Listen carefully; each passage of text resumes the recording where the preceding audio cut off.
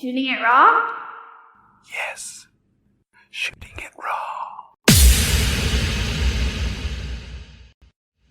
So the next image I have is okay. Wow. Okay. So the title is Sinkhole.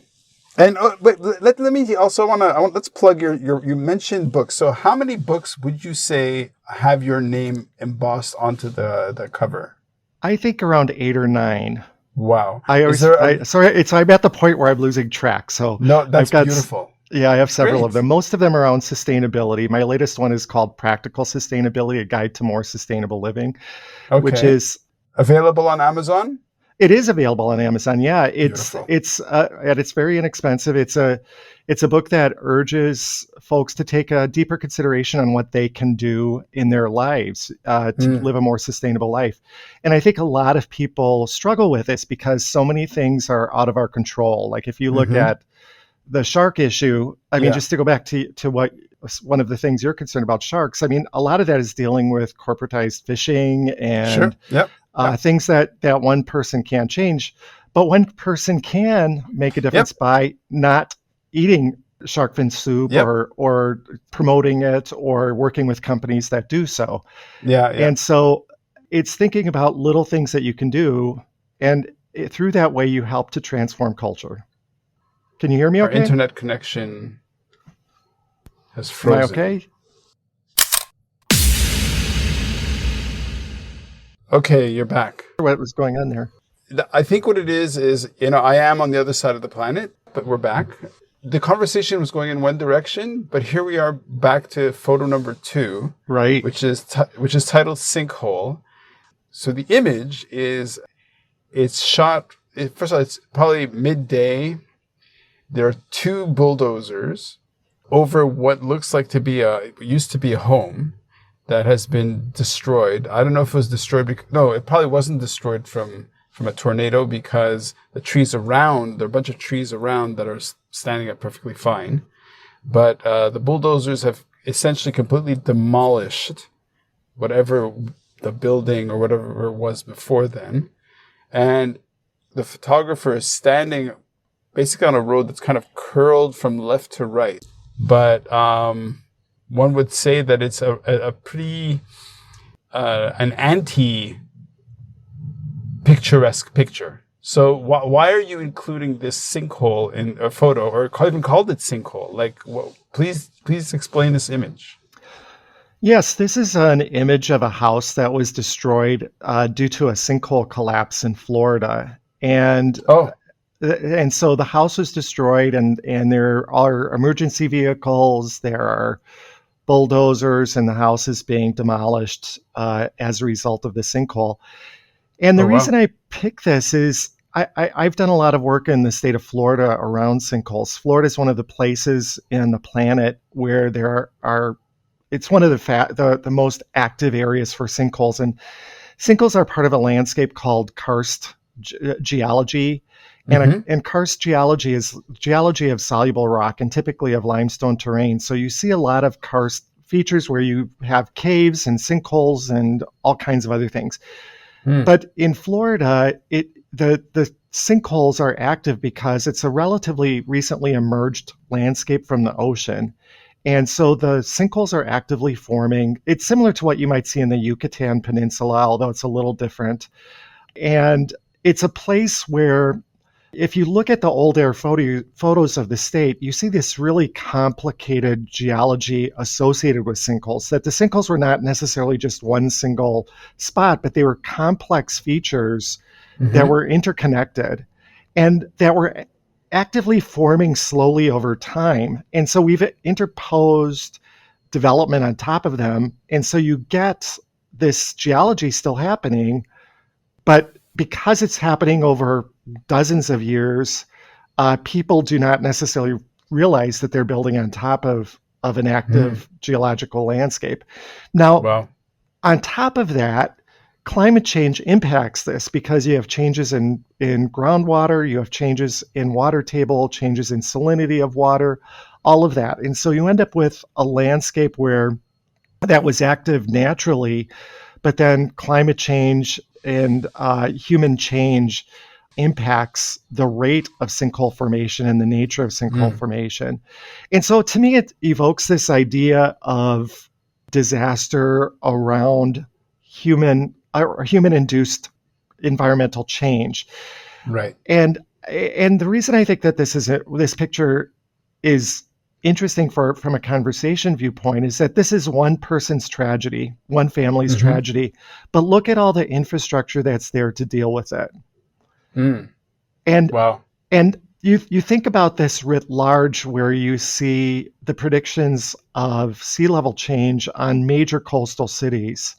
And we're already seeing some retreat back. I used to live on Long Island, and when Superstorm Sandy hit the island, the governor tried to get folks to retreat a little bit from the coastline, and there was some of that, and there were elevation of homes and a number of other things that occurred to make the coastline more resilient. But that involves millions and millions and millions of dollars. It's so this picture to me brings up this conversation over the fact that we are in a time of change. It's super expensive.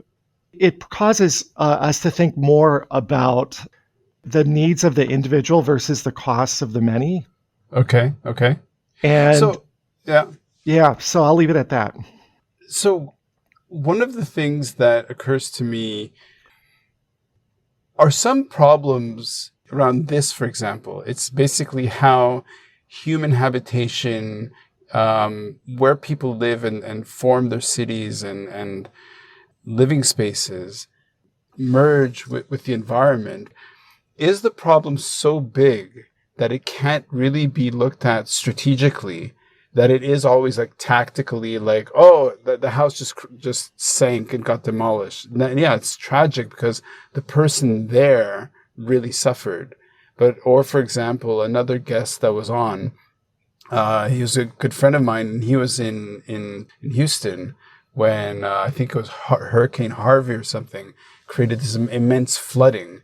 And his house was demolished. And so what in your training lets you address things like tactically versus strategically? You understand the question? Yeah, I do. And it's a really interesting and in-depth question. And I have to go back to some work that I've done with the United Nations. I was asked, I was asked several years ago to take a look at all the national sustainability plans that were built for every country. And I read them and I spent a lot of time with them and tried to gather some knowledge on what they were all doing. And then I had the opportunity to hear a number of different countries present their sustainability plans at the United Nations. So the people who develop the plans, or the political leaders or the technical leaders, develop them. Wow. And what was respect. Yeah, it was really an amazing experience. And what I really learned from that is that there were some countries, especially wealthy countries, that are very able to develop some great sound plans and put them into place and make some strong actions. And some other countries that are not so wealthy that were able to do it. But then you had countries that developed these really amazing plans, but at the end of the day, they said, well, we can't really do anything because our country's in conflict, or the national government isn't strong enough to really enact these sustainability initiatives. And I feel like in some ways, a lot of what we've been doing the last 20, 30 years around climate change globally is kind of like that. Like, if you look at the various climate agreements, they get us to a certain point, but it's never enough, right? And if you look at a lot of the emerging environmental issues, even if you look at I have to go back to the shark issue, the international agreements are not strong enough. Right. And there's a lot of talk, there's a lot of good intent, but when it comes down to actually doing things and making a difference, we're not quite there yet.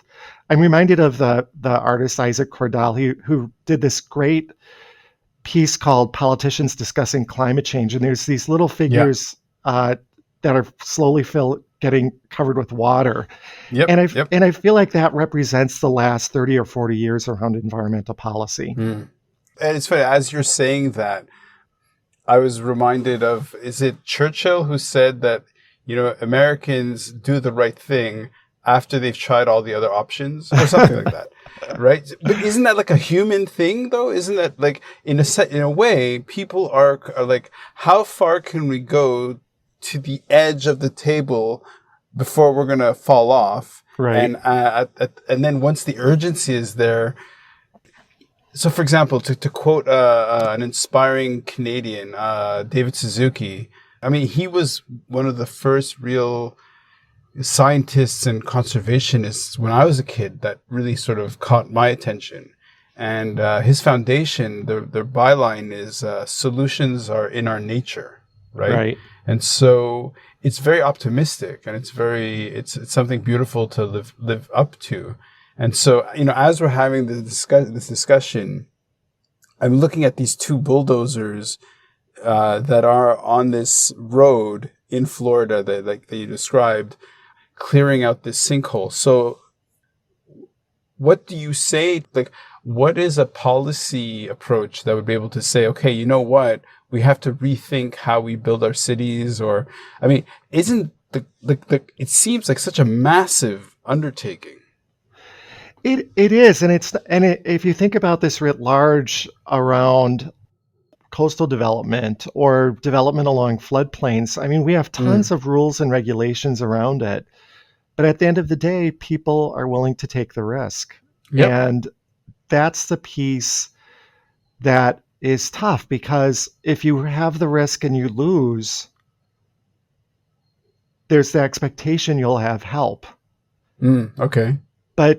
But when we're looking at the magnitude of the kinds of problems that are likely to occur over the next 50 years, we're not going to be able to help people like we are now. And I think that that's an important aspect. I mean, we can do some, but can we really move the millions of people from the coastline in decades, Well, okay, so I don't know if you picked this up, but my wife and I were in Sri Lanka when the 2004 tsunami happened, and we were just having a vacation. We're taking surfing lessons, and then the tsunami happened, and it literally leveled the coastline of many countries. Right. And terrible. And so, for example, if we had said to the people there who had just set up their bed and breakfasts or whatever, and saying, hey, listen, you're on a coast that is potentially, you can't even anticipate, the tsunami is going to happen like next year, that's going to wipe this all away. You have to kind of create, like, in a way, don't you feel like people would it's way too complex to try to anticipate all the potential dangers, and maybe that's one of the barriers? I think that's true. I mean, if you think about a tsunami occurring, if you were in that bed and breakfast and somebody said, "Look, a tsunami's coming in a few minutes, get to higher ground," right, you would go. Yeah, and that's essentially what we're saying right now with coastal environments. Is we're saying, look, the sea level is going to rise in the next few decades. You make some decisions now, and we're not making them. Some are. Right. There is some migration away from the coastline, but many people are not. Now, part of that is because, I've lived on the coastline. It's fantastic to live on the ocean.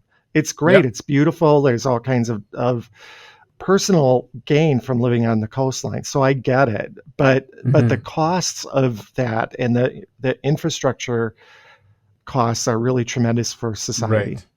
Right. Ooh, light topic. No, but I am not one to shy away from looking at a problem right between the eyes and still feel optimistic. So, because one of the things that I picked up from your energy is you are buoyant and you are, I don't know, you're engaged. So, want to move on to the next photo? Yeah, it's more optimistic, I will say that. Okay.